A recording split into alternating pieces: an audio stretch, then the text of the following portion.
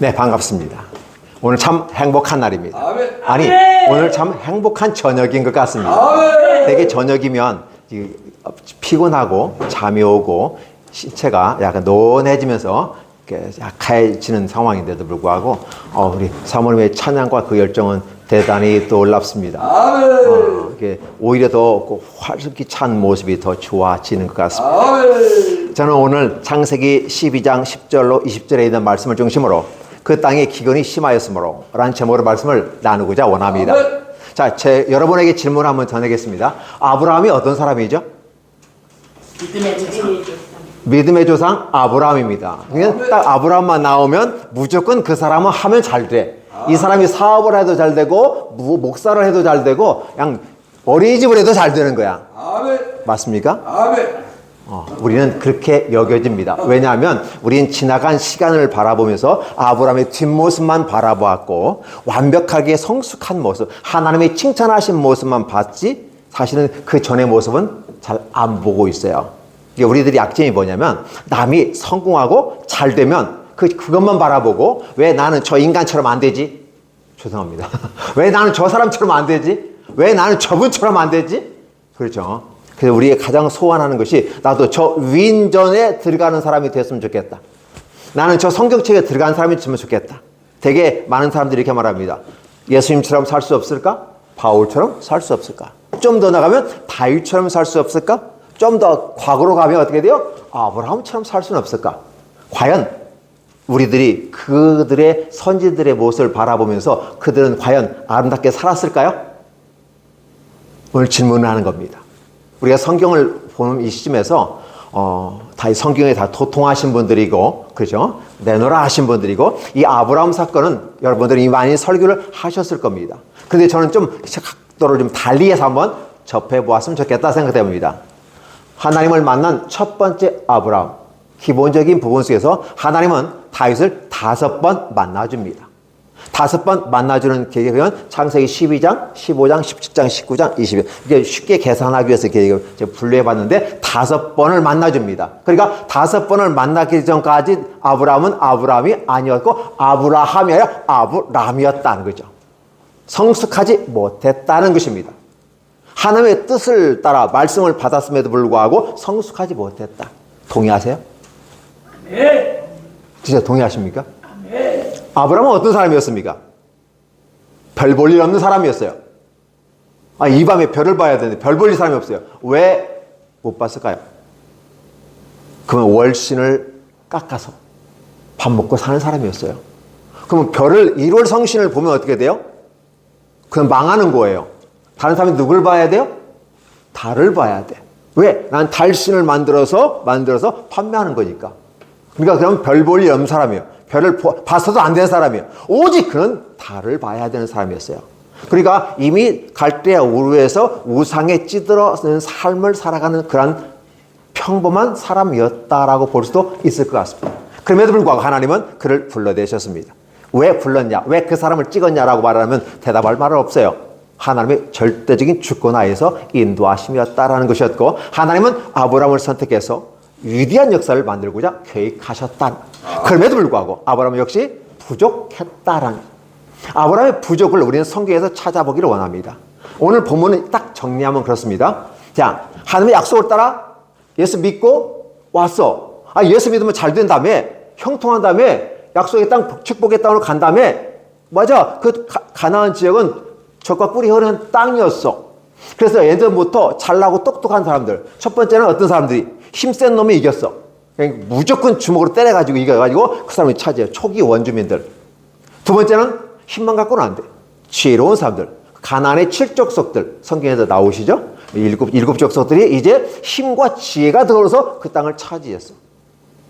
그 땅을 지금 다 차지하고 있는데 하나님은 갈대아 우르에서 끄집어내가지고 지금 가나안 땅을 집어넣으면서 내가 축복의 땅으로 너에게 복을 주는데 내 자손이 창대하겠다. 저 별들을 봐라.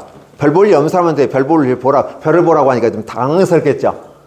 이 별들을 셀 수 있겠어? 그거 말이라고 그래요. 어떻게 세요 저걸? 목사님 세실 수 있어요?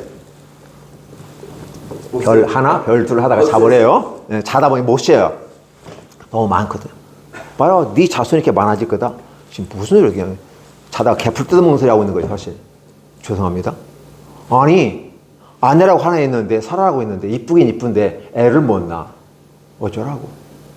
그런데 자식도 없는데, 내 자손이 저렇게 많아지리다? 뻥치시네. 이렇게 되는 거예요. 애들 말로 뻥치시네. 그런 거예요. 그런데 어떻게 돼요? 하나님이 강력하게 아브라함에게 나타나서 축복해서 가라. 가라 하면 가야 돼, 안 가야 돼요?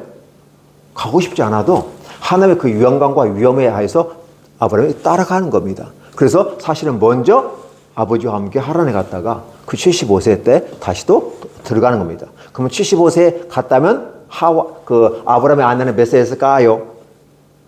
65세. 10살 차이 납니다. 근데 그 65세의 할머니라고 해야 되나요? 너무 애를 안 낳아서 예쁜가? 너무 아름다웠어요. 그죠? 이런 배경이 깔려 있어요. 그런데 애굽의 기근이 심해서 결국은 밥 먹고 살기 위해서 갔다는 사실이에요. 그리고 가서 보니까 좋긴 좋은데 내가 살기 위해서는 아내까지 팔아먹어야 될 상황이에요. 아내를 팔아먹어 버렸어요. 객관적인 사실이죠. 그죠? 그리고 부자가 돼버렸어. 그럼 남자 입장에서는 돼요? 안 돼요? 남자 입장에서는 어떻게 해요? 아싸! 다른 여자하고 살아볼 수 있는 좋은 기회야. 내가 그거 부정한 것도 아니고, 그렇게 뭐 국가 권력이 뭐 개입을 해가지고 내 마누라 뺏어서 갔으니까, 그러면 대타 줄 거 아니야? 좀 젊은 사람 줄 거 아니야? 이렇게 생각하지도 할 수도 있었겠다는 생각을 해봅니다. 그 부자가 됐다는. 그렇죠? 근데 하나님이 그걸 어때요? 판을 뒤집어가지고 다시 데리고 와. 아브라함은 좀 거시기했을까요? 원래 사라가 이쁘니까 다른 여자 와도 뭐 눈 안에 들어주지 않을 것 같아요. 어떻게 어떤 면에서 보면 다른 여자하고 살아볼 수 있는 좋은 기회가 있는데, 다시 또 데리고 와야 돼? 나오는 상황. 그런데 나올 때 그냥 부자로 나왔다. 이 개념이에요. 오늘 유학하는 거 딱 그 말이에요. 근데 이걸 가지고 우리는 어떻게 돼요? 아브라함의 믿음을 얘기하고 그 믿음을 따라가면 성공한다고 설교를 하게 되면 듣는 사람 거북스럽습니다. 성경 본문에 전혀 그렇게 얘기하지 않고 있어요. 어떻게 합니까? 그 땅에 기근이 있어서 뭐로. 우리 인생 속에서 하나님이 예수님 믿으면 잘 된다고 말하고 하나님 믿으면 잘 된다고 말합니다. 형통합니다. 내 영혼이 잘 되고 범사가 잘 되고 육체가 강건할지어다 하면서 아멘! 왜? 신학교에서 가르친 대로 하니까 안 되더라는 거예요. 누구 말이에요? 조용기 목사님 말이에요. 하다 안 되니까 이제는 어떻게 해요? 내 영혼이 잘 되고 범사가 잘 되고 육신이 강건하기를 원합니다. 우리의 가장 큰 건 뭐예요? 강건이고 범사가 잘 되고, 그렇죠? 좀 보너스로 영혼이 잘 되는 거죠. 영혼이 잘 되고 뭐든 관계는 없어요. 내가 막 잘 먹고 잘 살면 되는 거니까. 왜? 우리들의 큰 복의 근원이 바로 거기에 있기 때문에. 그러다 보니까 이게 사실 종교로 이게 방향을 틀어가는 모습을 보입니다. 원래는 어때요? 육신이 잘 되고 범사가 잘 되고 영혼이 잘 되는 모습으로 가야 되는데 거꾸로 되는 것처럼. 그래서 그 내용이 잘못됐다는 거 말하는 게 아니라 사람들의 욕구를 긁어주니까 결국은 사람들이 모였고, 여기도 순복이가 잘 됐다고 하는 것이 조용기 목사님의 간증의 모습이에요. 그렇다 보면 목사로서는 갈등이 생깁니다. 어찌해야 될까? 나도 예수 믿으면 잘 되고 형통하고 놀랍게 잘 됩니다. 하나님께서 놀랍게 축복하십니다. 예, 조용기 목사님 스타일이 한때를 유행했습니다. 그 유명한 조용기 목사님, 전 5학년 때부터 조용기 목사님 설교를 들으면서 교회는 안 갔고 11시 MBC에서 그걸 봤어요. 그때 예수님을 처음 들으면서 믿었는지 안 믿었는지 모르겠지만 꼭 11시만 가면 꼭 켜놓고 그거 듣고 앉아가지고 듣고 있었어요. 재밌잖아요. 하나님께서 오늘 또 이름을 축복하십니다. 그렇지만 얼마나 좋은지 몰라요. 아멘! 교회 가보지도 않은 애가 어떤 분 저렇게 말을 이제 그냥 대포라고요? 총알처럼 차차차차 쏘는지 오늘 또 하나님께서 여러분을 축복하십니다. 얼마나 좋은지 몰라요. 그러니까 기분이 좋잖아요. 어린 나이 5학년짜리가 그렇게 좋아하니까 어른들은 얼마나 좋았을까 이런 생각을 해봅니다. 이렇게 잘 되고 형통하는 사람들이 이렇게 있어요. 그러나 항상 약하고 부족했다는 사실이죠. 우리 조용기 목사님의 크고 위대하고 최대형 교회를 본 거 보면서 나도 조용기처럼 돼야 되겠다. 내가 목사가 안 됐는데 불구하고 나 조용기 목사님처럼 돼야 되겠다는 생각을 가지게 되는 거죠. 당연한 거 아니겠습니까? 아브라함이 사실은 믿음의 조상이고 우리의 가장 큰 표상 아닙니까? 그 모세도 그 밑에 있고 엘리야도 그 밑에 있고, 그렇죠? 예수님도 그 밑에 있는 것처럼 느껴지잖아요. 그래서 어디야? 아브라함과 다윗 자손은 예수 그리스도의 세계라 이렇게 얘기하면서 결국은 예수님조차도 아브라함의 후손으로 오는 것처럼 얘기하고 있어요. 그것은 우리가 연대기적인 차원에서 이해를 하니까 그렇습니다. 그러나 카이로스적인 시간 개념을 가고 보면 예수님은 먼저 있었다라는 생각이고 아브라함을 통해서 하나님의 나라를 저와 여러분에게 일러주시는 거예요. 그러니까 우리 가장 기본적인 설교를 한 번 들어보면 어떨까요? 그 땅에 기근이 있으므로. 왜 하필 그때 기간이 있어요? 잘 나가고 잘 먹고 잘 샀는데 그 땅에 갔는데 약속의 땅을 갔는데 그 땅에 또 기간이 심해요. 유별내요. 그때 요 보면 그 다음 성경에 이삭 때에도 맞아. 아브라함 때에 기근이 심했는데 또 한 번 이삭 때에도 심한 사건이 발생해요. 계속해서 성경은 뭔가 반복성을 갖고 저와 여러분에게 갑니다. 아브라함에게 한 번, 이삭에게 한 번, 야곱에게 한 번. 결국은 어디로 다 갑니까? 남쪽으로 가고 애굽으로 가고 블레셋으로 가게 됩니다. 그러면 아브라함과 이삭과 야곱이 잘못했나요? 잘못 판단했을까요? 기본적으로 가장이라는 개념은 내 아내와 내 자식과 그리고 내 소속된 모든 사람들의 생명을 안전하게 지키는 데 목적이 있습니다. 근데 기근이 너무 심하니까 먹을 게 없잖아요. 애굽에 가면 식량이 있다더라. 소문이 들리니까 갈 수밖에 없었어요. 그리고 사실 가나안 데 딱 가보니까 이미 그 땅을 차지하고 있는 딱 포진하고 있는 모래 상수리 나무가 있는데 다 포진하고 거리가 있으니까 자기 발붙일 곳이 없잖아요. 근데 하나님은 이 땅을 너에게 줄 거야? 근데 너에게 아브라함에게 준다고 했어요? 자손에게 준다고 했어요? 아브라함에게 준다는 말을 안 해요. 너와 내 자손이 있는데 실제적으로 아직은 내 자손에게 준다는 말을 쓰고 있어요. 그러니까 아브라함에게 왔긴 왔는데 아니 왔으면 좀 한 세트 갖춰놓고 있어야 되는데 한 세트도 준비되지 않고 불러놓고 어쩌라는 건데 부흥사하다 보면 그런 게 있잖아요. 옛날에는 많이 뭐야 할렐루야 하면 그냥 아멘 하면 그냥 그 소리에 하나님이 놀래가지고 니나가지고 복 주실 것 같을 정도였는데 지금은 다 그런 시대는 아니잖아요. 딱 준비를 했는데 아무것도 없어. 그러면 승기를 하지 않겠어요? 아브라함이 굉장히 승기를 하겠어요. 아브라함이 갓 예수 믿었는데 하나님 믿었는데 와보니까 아무것도 없잖아요. 그러니까 어떻게 돼요? 일단 먹고 살아야 돼. 먹고 살려면 있는 곳으로 가야 돼. 어디로 가야 돼? 글로 가야 돼. 그러니까 아브라함의 모습은요. 처음에 하나님 만난 아브라함은 하나님 믿으니까 좋다더라. 하나님 복 주신 데서 너는 복의 자손이가 너는 복의 자체가 될 거야. 너를 저주하는 사람은 튕겨가지고 그 사람이 저주받고 너에게 복을 주면 튕겨봐서 그 사람이 복을 받을 거야. 이런 식의 표현하잖아요. 근데 결국은 아브라함은 어떻게 해요? 내려가서 주어진 상황 속에서 아내를 팔아먹는 사건이 발생해요. 그렇죠? 팔아먹었다고까지는 예매하죠. 팔아먹지는 않았지만 어떻게 돼요? 상황과 여건 속에서 이미 예상하고 있는 거죠. 당신이 너무 아름다우니까 당신 때문에 그렇죠? 나를 죽이고 당신을 살려서 당신 형통할 거야. 그렇다면 우리 생각해보자. 우리 자매 아니야? 가족이잖아. 단지 부부가 되었을 뿐이니까 내 누이라고 하자. 이러한 걸 제안하고 있는 아브라함과 그에 대한 동조하는 사라 입장을 한번 생각해 보셨으면 좋겠어요. 근데 사실 이런 것들은 하나님의 계획과 전혀 관계가 없이 돌아간다는 거죠. 하나님은 분명히 아브라함과 그 자손으로 발명한 별들처럼 많게 내 자손을 하겠다고 했어요. 근데 만약에 사라가 바로의 아내가 되어버리면 그 약속이 이루어질까요? 안 이루어지죠. 자유하는 여자라는 말을 사라에게 늘 붙여요. 자유하는 여자. 그러니까 하나님은 아브라함과 사라를 통해서 그의 자손이 많아진다는 거였어요. 그러면 사실은 가면 아브라함은 아내 팔아먹었지만 그러니까 하나님의 계획이 망가지는 상황이 발생하는 겁니다. 이런 상황 속에서 아브라함은 자기 항변을 했을 거예요. 나는 내가 이렇게 한 행위는 정당한 행위야. 왜? 살아야 되니까. 내 가족을 먹고 살려야 되니까. 나는 리더야. 리더는 그렇게 해야 돼. 내가 좀 손해가 되더라도 내가 지금 희생을 하더라도 설령 내 아내가 희생이 되더라도 전체가 살 수 있다면 좋은 거 아니야? 라고 세상의 사람들의 가치 기준을 가지고 아브라함이 그렇게 행동했다고 볼 수 있는 거죠. 근데 하나님은 아브라함에게 이러한 말 같지도 않은 우리가 바라고 있는 믿음의 조상 아브라함으로서는 이 행해서는 안 될 일들을 지금 하고 있다는 것입니다.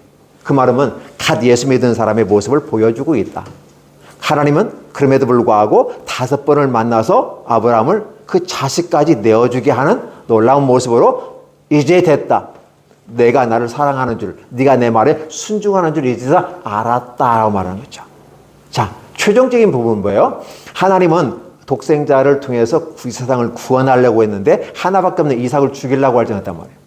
그렇죠? 그 마음은 어떤 마음이었을까? 하나님의 말씀에 절대적인 순종하는 모습으로 22장에 가서 나오는 거거든요. 오늘은 거기는 아니에요. 오늘 여기에서 철없는 아브라함, 그렇죠? 철없는 아브라함을 하나님은 어떻게 이끌어 가신가를 봅니다.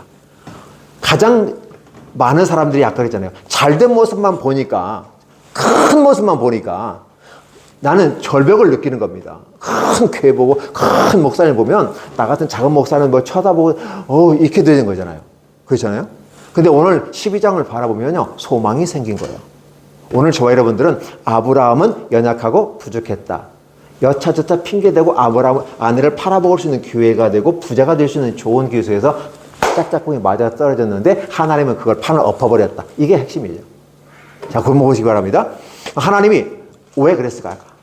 왜 아브라함에 이렇게 했을까? 아니, 좀 쓸만한 사람, 좀 이렇게 될 법한 떡잎부터 알아볼 만한 사람을 뽑았으면 좋지 않았을까요? 처음에 사울을 그렇게 뽑았을 때 키도 컸죠, 잘생겼죠, 그렇죠? 모든 사람이 어깨보다 한 머리가 있었으니까 그래서 사울을 선택했어요. 근데 사울은 어떻게 해요? 외모값을 했죠. 하나님의 말씀에 순종하기보다 자기 생각을 갖고 왔어요.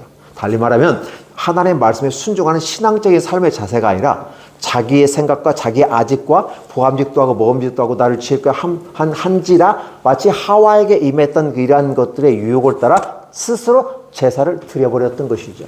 그러니까 왕으로서 제사를 드리는 존재는 누구만이 할 수 있어요? 예수님만이, 메시아만이 하실 수 있는데 바로 사울 왕이 했잖아요. 그래서 당신은 하나님의 말씀을 불순종했습니다. 그래서 그런 말이면 당신은 그 자리에서 내려오게 됩니다. 즉 이 세상의 기준을 가지고 잘생겼다, 크다, 멋있다 이런 걸 하나님은 원치 않았다. 오히려 다윗은 그보다 키도 작았죠. 그런데 하나님께 앞에서 마음을 온전히 하나님께 드리니까 하나님은 다윗을 쓰셨다. 다윗도요, 참 개차반이었어요. 그죠? 그럼에도 성실한 사람이었는데 여전히 다윗조차도 초창기 때는 그럴 수도 있었다는 거죠. 근데 하나님은 아브라함을 그렇게 쓰셨다는 거죠. 그래서 아브라함의 입장에서는 사실 아내를 잃어버리면 안 되잖아요. 하나님의 나라가 파괴되는 거죠. 우리는 알지를 못해요. 그러면 하나님의 이 행동을 통해서 하나님은 어떻게 계획하시는지를 저와 여러분들은 보셔야 됩니다. 그러니까 지금 일반 성도들에게 말씀을 전하는 게 아니라 여러분들은 말씀을 아시는 분들이기 때문에. 그래서 결국은 어떻게 돼요? 원튼 원치 않든 아내를 빼앗길 밖에 없는, 그래서 언약이 파괴되는. 근데 그게 언약이 파괴되는지 우리는 알지도 못해요. 하나님의 계획 속에서 보면 아브라함과 사라가 자손을 낳아야 되는데 아내를 빼앗겨버리는 사건이 발생하잖아요. 그렇죠? 그것도 강제적으로 말로 선물 주고 데려가는 것이지 사실은 그 의미가 있어요. 나의 누이라고 하니까 바로는 당연하죠. 내 여동생인가, 여동생은 나하고 결혼할 수는 없잖아요. 그죠? 그러니까 당연히 시집 보내야 되는 거니까 당연히 그 여자 나한테 보내. 그럼 내가 진짜 호화롭게 멋있게 샬랄라하게 키워. 내가 대접해줄게. 그리고 넌 어떻게 돼요? 내 여동생을 되니까 친척이 되는 거죠. 그죠? 근데 넌 당연히 부자로 잘 살아. 이 개념이에요. 이게 바로는 아무 잘못이 없었어요. 문제는 뭐냐면 세상의 권력들이, 세상의 어떤 것들이 아브라함의 가정을 통한 하나님의 계획을 부수는, 천국이 침노되고 있다는 거예요. 아브라함은 사실 자기가 천국인지도 몰라요. 너는 복이라. 너는 복이 될 거야. You will be a blessing이에요. 복이 되는 겁니다. 그러면 사실 이게 진짜 복은 누구예요? 아브라함에게 복이라고 말하자면 사실은 진정한 복은 누구예요? 예수님이 복이시잖아요. 그렇죠? 예수님이 이 땅에 오셔야 되는 거예요. 그 오시기까지, 그러니까 구약에부터 신약에 쭉 전철되는 모든 과정 속에서 하나님의 나라가 하나님에게서 이게 진행되는데 마귀는 세상의 권력과 권세로 말미암아 침노하고 있더라는 거였어요. 그러니까 쭉 아브라함의 이전의 모습은 인류는 이렇게 흘러왔어라고 하고 아브라함부터 진짜 하나님의 나라가 시작돼라고 얘기했어요. 그런데 이 아브라함부터 시작되는 하나님의 나라 가정을 파괴하는 일이 생겼어요. 이게 하나님의 뜻인지 아닌지 우리는 알지 못해요. 아니, 예수 믿고 약속 따라 왔는데 왜 하필 또 기근이 심했어? 기근이 또 일반 기근도 아주 심했어요. 심각한, 그죠? 이제 우리 다 먹고 죽어야 되는 그런 상황이에요. 이런 상황이 발생하는 환경을 통해서 아브라함의 가정이 파괴돼요. 단지 아브라함의 가정은 아브라함의 가정으로만 이해하시면 안 돼요. 하나님의 나라로 보셔야 돼요. 그의 사례를 빼앗아 가버려요. 근데 하나님은 다시 데려오는 거예요. 아브라함은 무능력함 속에서 아내를 내어줄 수밖에 없어요. 근데 하나님은 사례를 다시 데려오는 장면이 여기 나타나요. 자, 오늘 저와 여러분들이 그 부분을 어떻게 보실까요? 하나님이 바로의 꿈속에 나타났습니다. 하나님 어떤 식의 했을까? 여러분 한번 상상력을 펴보세요. 남의 아내인 줄 모르고 누이 동생인 줄 알고 데리다가 내 아내 삼으면 내가 왜 예쁘니까 잘해주고 나도 좋고 너도 좋고 누이 좋고 매부 좋고 다 좋은 거니까 그렇게 하려고. 나 나쁜 의도 전혀 아니었어. 좋은 의도야. 그런데 지금 하나님 갑자기 나타나가지고 너 만약에 그 여자 건드렸다가는 너 죽어. 쟤는 선지자의 아내야. 하나님의 나라의 뜻을 이루어가기 위한 건데 네가 그걸 범하면 그 여인은 부정하게 된 여인으로서 나의 하나님의 나라가 어려워져. 그러면 나는 어떻게 했으면 좋겠어? 너와 내 집과 너의 모든 소유에 내가 재앙과 저주를 내린다. 그리고 사실 재앙을 내렸다라고 표현을 쓰고 있어요. 이 재앙이 얼마나 크고 심했는지 성경은 그렇게 얘기하잖아요. 살짝 지나가요. 숨겨놔요. 하나님의 역사가 어떻게 한 나라 왕에게, 그리고 최고의 파라오라고 하는 이집트의 강력한 군주였고 그 왕조차도 꼼짝 못하게 만드는 여호와 하나님을 보여주는 거죠. 단지 성경은 이래요. 왜 너 네 아내를 루이라고 속였어? 나 잘못 없어. 빨리빨리 데려가. 그리고 나한테 돌려주는 거 신경 쓰지 마. 그냥 다 가지고 나가. 다 가지고 나가. 끝났어요. 그러면 하나님은 어떻게 될까요? 아브라함은 실패자고 하나님의 나라를 이룬다고 약속을 따라왔지만 결국은 좌충우돌 넘어지는 존재이다. 오늘 저와 여러분들이 그런 존재는 아닌가 싶습니다. 왜? 해보려고 했고 은혜 가운데 많이 추구해보지만 환경이 우리를 더 어렵고 힘들게 만들어요. 그러니까 어떻게 자꾸 내려가는, 남방으로 내려가, 지역적인 물리적인 거리에서 남방으로 내려갈 수밖에 없는 구조지만 자꾸 내려가는 모습이에요. 하나님은 애굽을 창에서 가지 말라고 하는 겁니다. 애굽으로 가지 말라는 거야. 절대 가지 말라는 거죠. 오히려 가나안 땅에. 근데 또 헷갈리는 게 있어요. 가나안 여자하고는 결혼하지 말고 애굽 여자하고는 결혼이 된다고 써 있어요. 그죠? 그럼 어쩌라는 건데? 애굽으로도 안 가고 가나안으로.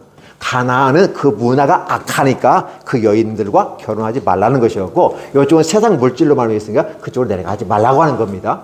문제는 뭐냐면 하나님의 나라는 바로 똑같은 역사가 계속 반복된다는 사실이죠. 자, 그러면 첫 번째 사건이 아브라함이에요. 애굽에 내려갔죠? 그렇죠? 그래서 몇 년을 살았다고 얘기는 안 하고 있어요. 살았는데 아내를 빼앗길 뻔했고, 결국은 나는 그 나라에 하나의 왕으로 나한테 하신 부족 국가의 모습 왕으로 들어갔는데 그 강력한 군주 세계 속에서 하나의 부족장으로 전락해버리는 상태에 빠지게 되죠. 그렇죠? 그때 하나님께서는 누구의 힘도 아니라, 아브라함의 힘도 아니라 하나님 자신 자체가 그 아브라함을 다시 튀어나오게끔 애굽에서 나오게 만들어 주셨다는 사실이죠. 그렇죠? 그렇다면 일반적으로 생각을 해보면 아브라함이 나올 때 바로가 그거 아니에요. 네 여동생을 나한테 주니까 나도 보상을 한 거야. 그러면 내가 네 여동생을 손도 안 대고 다시 돌려주니까 넌 내가 준 거 다 내놔. 그렇게 하는 게 맞을까요? 안 맞을까요? 원점으로 돌아갈 거 아니에요. 그죠? 당연히 달라고 할 거 아니에요. 그죠? 근데 왜 그 바로와는 그 말 하지 않고 다 내보내줬을까? 왜 내보내줬을까? 라는 거였어요. 이 모습은 출애굽의 상황을 보시면 이해됩니다. 그냥 아브라함과 이삭과 야곱이잖아요. 야곱 때 드디어 75명이 내려갑니다. 그렇죠? 75명이 내려서 200만이 됩니다. 그리고 고센 땅에 대접을 받고 있어요. 마치 아브라함이 가서 대접받는 것처럼 대접받는 겁니다. 근데 나중에 어때요? 너무 번성하니까 이젠 싸그리 잡아다가 노예로 다 굴려버리잖아요. 그 400년 동안, 430년 동안 학대와 고통과 아픔 속에 살아가요. 아브라함의 삶이었을까요? 이스라엘의 삶이 이스라엘의 삶이었을까요? 전혀 아니었다는 것입니다. 근데 하나님의 계획은 그 땅을 내 자손에게 주겠다. 그리고 그 가나안 땅은 아직 사람이 많지 않고 짐승들이 많았던 모양이에요. 사람이 살기 적절하지 않은 것 같아요. 그래서 400년 후에 내 자손에게 줄 거다. 그래서 하나님의 계획 속에서는 애굽에 들어갔다가 다시 나오는 구조 속에 있어요. 그래서 아브라함도 들어갔다 나오고 이삭은 애굽으로 가지 않고 블레셋 땅 그랄 지역으로 갑니다. 그렇죠? 그리고 야곱 때 다시 또 애굽으로 내려갑니다. 이 작업이 이렇게. 근데 그 작업 속에서 그걸 끄집어내시는 분은 누구다? 하나님이시다. 아브라함의 힘으로 나오지 않았다는 거죠. 하나님이 아브라함을 지키시고 아내까지 지켜주시고 재산까지 가지고 다 나와 부자로 만들었다. 그리고 이삭 같은 경우도 그랄로 갔는데 거부가 되었다는 표현을 쓰고 있어요. 그죠? 결국 하나님은 어떻게 해야 될까? 아, 이스라엘을 거부로 만들어주신 분이구나. 그럼 오늘 우리들의 삶을 바라보면서 우리는 어떻게 생각할까요? 내 모습은 부족하고 연약하고 이 세상 권력 앞에서 무력한 존재야. 할 수 있는 건 아무것도 없어. 오직 하나님 은혜를 바라볼 수 있는 밖에 없어요. 아브라함은 하나님의 은혜를 기대할 수밖에 없는 구조였다는 거죠. 그럼 아브라함은 어떤 식의 기도했을까? 자기 아내, 이쁜 아내를 빼앗기고 난 다음에 만약 목사님 같으면 이쁜 아내 빼앗긴다면 어땠을까요? 그 다음에 어떤 기도했을까요? 산신령이 기도했죠? 산신령이 평평하고 이게 네 아내냐? 이게 네 아내냐? 이게 네 아내냐? 물론 어떤 동화 같은 느낌 아닌가요? 아브라함은 뭘 기다렸을까요? 아브라함에게서 우리가 기대하는 건 아무것도 없어요. 하나님, 내 아내 이쁘고 이뻐요. 그리고 이 아내 내 자손에게 해주셨다고 했는데 결국은 저는 이 아내를 빼앗길 수밖에 없는 구조였고 난 빼앗겼어요. 지금 근데 난 재산이 들어왔네요. 다시 원치 않았는데 재산이 들어왔어요. 이거 어떻게 하면 좋을까요? 성경에는 기록이 되지 않았어요.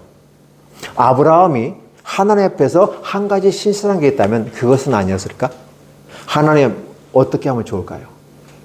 하나님의 은혜 아니면 하나님의 능력 아니면 내게 나타나서 하늘과 다 보여주시고 내 자손이 많아진다며요. 내 아내 빼앗겼어요. 그럼 난 또 물론 새로운 여자하고 겨우 살 수도 있겠죠. 아브라함은 나중에 해야 돼요. 하갈도 있고 그두라도 있어요. 그 자손들은 하나님이 자손으로 인정하지 않아요. 여종에게서 났으니까 노예로 가는 거고, 그다음에 이방 여자에서 해서 동방으로 빼내잖아요. 오직 사람만이 아브라함의 본처로 인정하는 거거든요.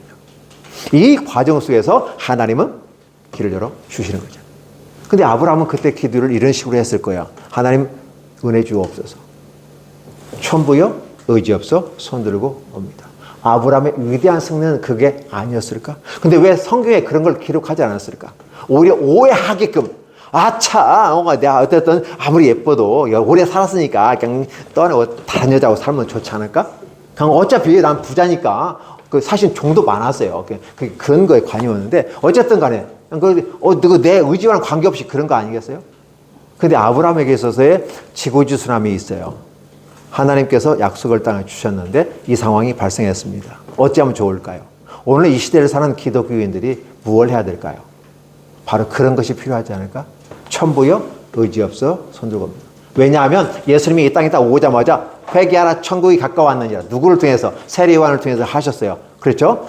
첩경을 준비하셨던 분이요. 예수님도 회개하라 천국이 가까웠느니라. 그리고 그만 회개하는 두 손 들고 와라. 근데 사람들은 두 손 들고 오지 않아요.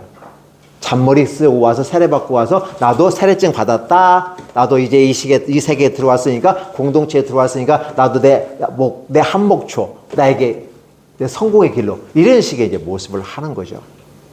이런 것들을 바라보면 아브라함은 이 자세가 아니었을까? 아브라함이 믿음의 조상이기 때문에 복을 받은 게 아니라 아브라함이 복을 받을 수 있는 그 근원이 무엇이었을까? 손드는 작업들을 하지 않았을까? 최종적인 손드는 작업. 이게 처음에는 사실은 이게 내키지 않았을 거예요. 근데 마지막에 자식 바치라고 하잖아요. 아내는 바쳐도 자식은 못 바치잖아요. 어른들이 옛날에 그랬어요. 아내는 바꿔도 된다고 그랬어. 아내를 바꿔도 된다고 그랬어요. 자식은 못 바꾼다고 그랬어요. 그렇죠? 근데 처음에 아내를 빼앗겼을 때 그 느낌보다는 더 자식을 바치라고 하니까 어떻게 해요? 더 심각한 거죠. 아브라함의 자세는 어떤 자세였죠? 손 바짝 드는 자세. 이게 그림이 그려지시나요? 성경을 보시면서 여러분들 그걸 보시면 은혜가 그냥 저절로 넘칩니다. 아브라함은 처음도 손들었어요. 두 번째 15장에서 손들었고 17장에서 손들어요. 결국은 최종적으로 자식 이삭을 바치는데 모리아산에서 바치는 데까지 손들고 가요. 그리고 뭐라고 그래요? 도로 주실 줄 믿었다. 내가 손들고 가면 나의 의지, 나의 자아, 지혜롭고 탐스럽고 나를 먹음직도 하고 보암직도 한 이런 세상의 욕망이 내게 있어 나를 지배하지만 사실은 그것처럼 보이지만 아브라함은 손드는 사람이 아니었을까? 그래서 성공하는 방법은 뭘까? 그러나 이 세상에서는 어떻게 가르쳐요? 여러분이 놀랍게 축복을 하고 열심히 노력하고 하면 잘 됩니다. 하면 된다. 할 수 있다. 이거 욥기를 갖다 놓고 대입해 보면 아주 어리석은 거거든요. 심은 대로 거두는 게 아니에요. 이 세상의 원리는 심은 대로, 기호에 의해서 심은 대로 거두지만 하나님의 나라는 내가 심어서 뭐 해서 복 받는 게 아니라는 거죠. 세상은 열심히 해요. 기여한 만큼 네가 그 지분을 가져가. 기여한 만큼 가져가. 네가 수고했으니까 착하고 충성되지가 네가 수고했으니까 가져가. 이게처럼 보이지만 사실은 하나님의 나라는 이게 아니라 너는 할 수 있는 건 손 들고야. 회개하는 거야. 이거 할 수 있겠어? 손 들고 와. 이 작업이 언제까지? 죽을 때까지 해야 되는 거야. 그건 죽음의 어떤 장면? 인생은 내 마음대로 되는 게 아니고 하나님의 계획대로 뜻대로 되는 거야. 두 손 들고 옵니다. 근데 인생에서 대개 보면 어떻게 돼요? 하면 된다, 할 수 있다. 우리 이렇게 인본주의적인 사고를 가지고 해야 돼요. 사실 이 땅을 살아가는데 이게 기본이 갑니다. 이건 기본이에요. 그러나 교회에서는 이 기본을 넘어서야 돼요. 세상은 도덕과 상식과 윤리로 가는 게 기본이에요. 당연히 윤리적이고 도덕적이고 상식적이어야 돼요. 그러나 교회에 들어오면 이걸 넘어서요. 그 세계가 신앙의 단계예요. 도덕과 상식과 윤리는 종교적 단계예요. 내가 노력해서 수고하는 건 종교적 단계예요. 초등학문적인 교육이에요. 그러나 고등학문에 가면 갈수록 우리는 그 고등학문을 복음이라고 말합니다. 복음이에요. 이 복음이 하나님의 나라예요. 그러니까 아브라함의 모습 속에서 하나님의 나라가 임하였어요. 어떻게 임하느냐? 하나님의 구원 계획을 지금 열어가고 있는 과정에 아브라함을 선택하셨고 아브라함은 실수하였고 넘어지고 근데 아브라함이 할 수 있는 것은 손드는 것밖에 없었다. 계속 아브라함은 손들어요.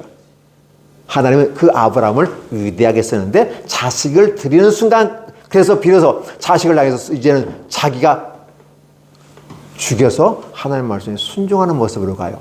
이 순종이라는 말을 쓰지만 사실은 아브라함은 손 든 겁니다. 근데 이 손 들었다는 개념이 주신 분도 하나님이시고 가져간 분도 하나님이야. 내 아내를 주신 분도 하나님이고 이 가져간다면 그것도 하나님의 뜻인데 만약 하나님의 약속이 그렇다면 다시 아내를 돌려줄 수 있지 않을까? 하나님이라며. 내 자손이 그 별들처럼 많아지리라고 해놓고는 네 아내를 다른 남자에게 주어서 부정한 여자가 되면 자식을 낳아도 그 인정이 안 돼요. 근데 하나님이 돌려주지 않을까? 기다렸다는 거예요. 이게 부활의 신앙의 모습으로 연결될 수 있다는 사실이죠. 그러니까 이런 아브라함의 사건은 단순히 한 가정사의 한 인간의 찌질한 인간의 모습을 보여주는 게 아니라 원래는 아브라함이 그 찌질한 인간이었어. 달심밖에 몰랐어. 이럴 성실도 인정해야 될 거 아니야? 요즘 다문화 시대에 너도 좋고 너도 다 좋은 거 아니야? 예. 종교 다원주의하고 그죠? 같이 가는 거야. 행복하게 살아가는 이상한 소리 하고 있는 거죠. 그렇죠? 근데 아브라함에게서는 유일하게 달심만 생겼는데 그런 기질들을 하나님이 이용하시는 것 같아요. 그래서 써주시는 거예요. 우리 정 목사님을 보시면 그래서 조연세 어떻게 이렇게 열정적으로 할까? 소식 걱정도 돼요. 근데 왜 이렇게 쓰신다고 하면 하나님의 의미가 있지 않을까 생각해봐요. 예. 하나님이 어떻게 연결할지는 모르잖아요.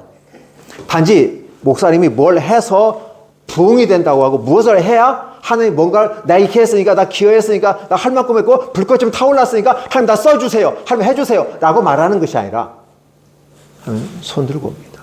라고 하는 것이 더 필요하지 않을까? 세상적인 물은 해보자 새벽기도 하고 풀어본 걸로 막 해보자 하는 거예요. 그렇죠? 큰 교회 이렇게 풀어고 하니까 부흥하는 것 같다라는 거 얘기하지만 사실은 그게 아니라는 거죠. 성경은 이 세상 방식이 아니라 하나님의 방식을 자꾸 우리에게 고집하고 가르치는 거죠. 근데 목사인 저 자신부터도 어떻게 돼요? 이 성경을 자꾸 성공하는 비결로 찾으려고 하고 그리고 어쨌든 내가 노력해서 교회가 부흥되는 것처럼 만들어 그렇게 보여지니까. 근데 조영기 목사님은 사실은 말을 들었는데 조영기 목사님 어떤 설교 한번 하고 그냥 쓰러져 버린대요. 그러면 가시로 쉬셨다가 겨우 예배 가서 설교 한번 하고 또 쓰러지고. 근데 우리는 막 조영기 목사님 엄청나게 강철 같은 체력 가지고 열심히 하는 것 같지만 그분은 어떻게 돼요? 힘든 과정을 겪어 오셨다는 거죠. 조영기 목사님에게서 장점 뭘까요? 손 들고 가는 모습은 아니었을까? 근데 그게 보이냐고 하는 거예요. 저와 여러분에게 그게 보이냐는 거죠. 그렇죠? 그래서 아브라함은 철저하게 순종하는 사람이었구나. 저 자신도 지금 목회를 하면서 느껴지는 건 뭐냐면 내가 무엇을 하여야 하나님 우리를 교회에 부흥시켜주고 보다 나가지면 그 크게 나를 좀 이렇게 한국 교회에 저에서 좀 알아주는 목사가 될까? 그런 생각도 들어오게 되는 거죠. 근데 생각하면 그게 맞는 말 같아. 솔직히. 근데 성경을 보면 볼수록 열받아요. 거꾸로 가. 손 들고 있으라는데 할 말이 없잖아요. 근데 사실 손 들고 있다고 말 안 하고는 딴짓하고 있어요, 얘가요.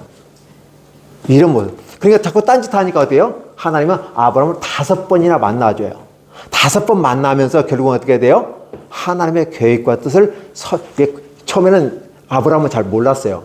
5번 만나면서 하나님의 계획이 어떻게 진행되는지를 비로소 아브라함이 보게 되는 거예요. 손 들고서 하나님의 눈을 확 열어주니까 자식을 바칠 수도 있어요. 돌려줄 줄로 믿었다는 거죠. 이건 인간적인 기준을 바라보면 이해가 되지 않는 일들이 발생하는 겁니다. 그렇죠? 근데 그걸 했다는 거죠. 그러니까 이 세상의 흐름 가운데서 뒤에 성경에 있는 그 맥락 뒤에 흐르는 하나님의 역사를 여러분들이 이해를 하시면 성경을 더 이해하고 아브라함에게부터 하나님의 나라가 임하였고 사실은 그 전부터도 있죠. 그렇죠? 무드셀레다라든지 그때 여러 선지자들이 있었어요. 그러나 아브라함을 지목하여 불러서 너는 내 것이라, 너는 복이라, 복의 근원이 될 것이다. 그러면서 오직했으면 너를 저주한 자는 저주받고 너를 축복한 자, 그러니까 너를 손댈 수가 없는 존재야 라고요. 그렇다 보면 진짜 아브라함의 모습은 누구여야 될 것이다? 메시아 예수 그리스도가 이 땅에 오셔서 그 복의 모습으로 올 거다라고 구약에서부터 가르쳐주고 구체적으로 그 어디를 향해서 아브라함과 다윗의 자손 예수 그리스도의 세계로 쭉 흘러가면서 성경은 저와 여러분에게 이 얘기하고 있다는 사실이죠. 그렇기 때문에 이 아브라함 사건은 엄청난 사건이에요. 그리고 아까 얘기했죠. 바로가 다 내보내줬어요. 출애굽할 때 어떤 모습이었었죠? 10가지 재앙을 하나님이 내리셨어요. 10가지 재앙을 내렸으니까 이게 쉽게 이해되시죠? 하나님이 바로에게 어떤 재앙을 내렸을까? 예상이 되시죠? 출애굽이 10가지 재앙을 이스라엘에 내려버렸잖아요. 이집트와 온 지방과 그 가정에 재앙을 내려버려요. 그래서 결국은 바로가 빨리빨리 나가. 다 가지고 나가. 각 원하는 거 다 줘. 그냥 빨리빨리. 너희들 꼴도 보기 싫으니까 그냥 내 눈에서 사라져. 빨리빨리 나가. 이 개념을 보시면 지금 아브라함이 누이라고 속이고 지가 사기쳐서 부자가 됐잖아요. 그러면 정상적인 왕이라면 나 돌려줬으니까 너도 내놔. 나가! 이렇게 될 거 아니고요. 그런데 돌 받을 생각 안 하고 그냥 빨리 나가. 그리고 누구든지 이 사람 건드리면 죽어. 이렇게 되는 거죠. 자기 신하들에게 죽인다는 거예요. 왜? 그 하나님 만나면 너 때문에 내가 죽을 수 있으니까 건들지도 말고 선지자야. 선지자 아내야. 이쁜 거 나도 알아. 나도 그 내 아내 맞으려고 해서 안 되는 거야. 우리 죽어. 하나님의 영광과 그 위험이 얼마나 무서웠는지. 아브라함과 함께 하시는 임마누엘 하나님을 여기서 보시는 겁니다. 출애굽의 사건을 갖다가 비교해 보시면 아브라함의 사건과 출애굽의 사건을 같이 연결시켜 보면 그러면 10가지 재앙을 내리셨는데 바로 이 바로에게 내리셨던 이거 남의 아내를 갖다가 네가 네 맘대로 즐기려고 그래? 하나님이 안 놔둬. 너라 할지라도 내 말에 순종하면 네 왕족을 내가 지켜주겠지만 아니면 너도 엎어버릴 수 있어. 어떻게 할래? 아마 하나님이 타협을 했을 거예요. 하나님 바로도 손들었습니다. 근데 자존심이 있으니까 그런 말을 안 하죠. 그건 내면의 세계니까. 그걸 내보내버립니다. 오늘 12절, 20절의 내용이 그 말이에요.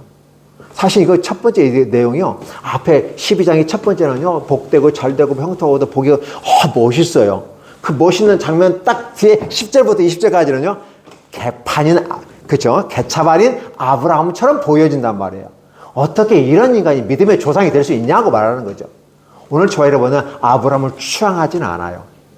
단지 그가 하나님 앞에 손들고 하나님의 뜻을 고 하나님의 나라를 위한 도구로 쓰임 받았는데 그 길에 순종하고 가면서 그 아브라함을 인도하시는 하나님, 그리고 그가 인도하시면서 결국 완성해가는 하나님의 모습이 여러분들에 보여야 아브라함보다 나은데 가진 것도 없는데 아브라함은 그래도 처음에 나올 때 부자였어요. 종도이고 다 있었어요. 아브라함은 부자예요, 사실은. 근데 나는 부자는 아니잖아요. 연약하고 부주가 교회도 작고 약하고. 그래서 됐을 때 우리는 세상에 내놓을 만한 게 없잖아요. 아브라함은 내놓을 만한 거 있어요. 아내라도 이뻤죠, 그렇죠? 빼앗길 만한 뭐가 있잖아요. 그렇죠? 훔쳐갈 뭐가 있잖아요. 근데 가진 게 아무것도 없어. 그런데 이 상황에서 우리가 어떤 모습을 보여야 될까? 여전히 아브라함과 함께 하셨던 하나님은 오늘 이번 기회와 함께 하실 것이다. 오늘 저와 여러분과 함께 하실 것이다. 미친 듯이 이 저녁에도 이렇게 와서 예배하고 하는 이 모습을 바라보면서 미쳤다고 얘기하는 게 세상은 미쳤다고 얘기합니다.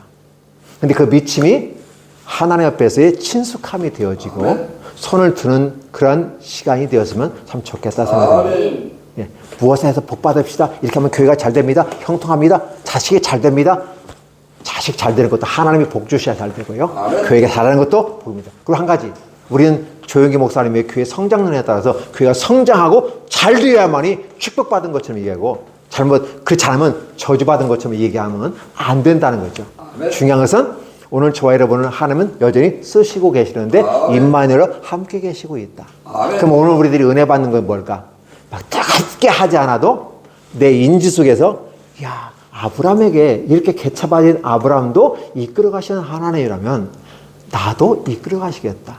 아브라함의 하나님, 이삭의 하나님, 야곱의 하나님은 오늘 저와 여러분의 하나님이 되어져서 이끌어 가시겠구나라고 여겨진다면 사실은 우리들의 삶 속에서 그런 하나님의 나라가 온전히 이루어지는 건 아닐까?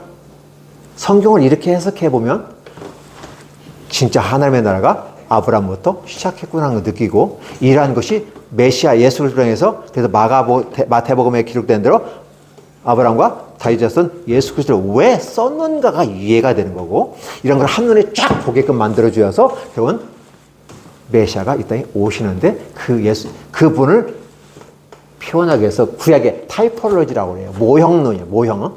메시아의 모형, 그림자 역할을 하게 만들고 진짜가 오기까지 가짜가 등장했다가 진짜가 오니까 다들 사라져버리는 것이고 그리고 메시아 앞에서 모든 인류가 다 신부가 되어지는 모습으로 나아가게 되는 거고 그 와중에서 하나님의 계획과 뜻은 쓴다라는 것이었어요.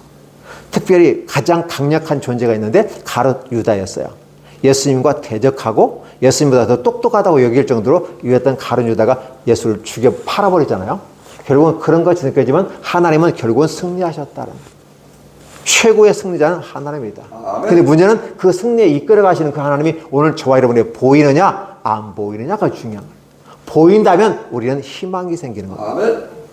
이런 집회를 하는 것 굉장히 은혜로우지만 그러나 이 집회를 통해서 하나님이 그런 하나님 아브라함과 함께 하셨고 손들고 올 때 기다려주고 참아주고 끝까지 이끌어가며 결국은 내가 너를 인정했어. 됐어 이제는. 죽이지 않아도 돼. 내가 이미 다 세트 준비해놨어. 임마누엘 준비하시는 하나님. 그렇죠? 여호와 일의 하나님으로 우리 인생에 다가오는 이런 모습으로 성경을 이해하면 더 좋지 않을까 생각됩니다. 가요 선배 목사님들 앞에서 쫄따구 목사가 이게 말씀을 전했는데 여러분이 좀 도움이 되셨으면 좋겠고 서로가 은혜 받은 바를 나눈다는 차원에서 이해하고 받아주셨으면 좋겠습니다. 기도하겠습니다. 하나님 감사합니다. 고맙습니다. 하나님의 놀랍고 축복된 세계가 오늘 우리들에게 들어옵니다. 구약의 말씀과 신약의 말씀이 단지 기록된 말씀으로 종이에 검은 글씨 쓴 내용이 아니라 실제 움직여지는 하나의 드라마와 같고 뮤지컬 같은 모습으로 우리는 지금 바라보았습니다. 아브라함 첫 미에서 믿고 잘 될 걸 무조건 잘 될 줄을 믿고 왔지만 그 안에서 좌절과 낙심을 겪고 아내조차도 빼앗길 수밖에 없는 그 극악의 어떤 상황 그럼에도 불구하고 함께 동행하시는 하나님 그리고 아울러서 하나님의 나라가 어떻게 전개되는지를 우리에게 보여주셔서 감사합니다. 우리 연약함과 부족함을 아시는 하나님 임마누엘 하시고 마지막 여호와 일에 준비하신 하나님으로서 아브라함을 22장에서 인정하고 복을 주신 것처럼 아버지 우리들의 삶이 그렇게 되게 해주시고 특별히 이번 교회가 그렇게 놀랍게 축복이 되게 하시고 오늘 이 자리에 참석한 목사님과 그 섬기는 교회도 함께 해주시고 우리 모두에게 사모님에도 건강을 더해주셔서 부족하지 않게 도와주옵소서. 현실을 보면 낙담하고 심히 기근이 들어서 낙심해서 좌절하고 낙심하고 그냥 포기하고 내리 주저앉고 싶은 것이 환경이지만 그럼에도 불구하고 그 환경 속에서 하나님의 인도하심을 바라본다면 여전히 우리에게는 희망이 되고 힘이 된다. 라는 사실을 다시 한번 깨닫게 하여 주시고 이러한 것들을 통해서 은혜가 충만히 넘치게 도와 주옵소서. 예수님의 이름으로 기도하옵나이다. 아멘.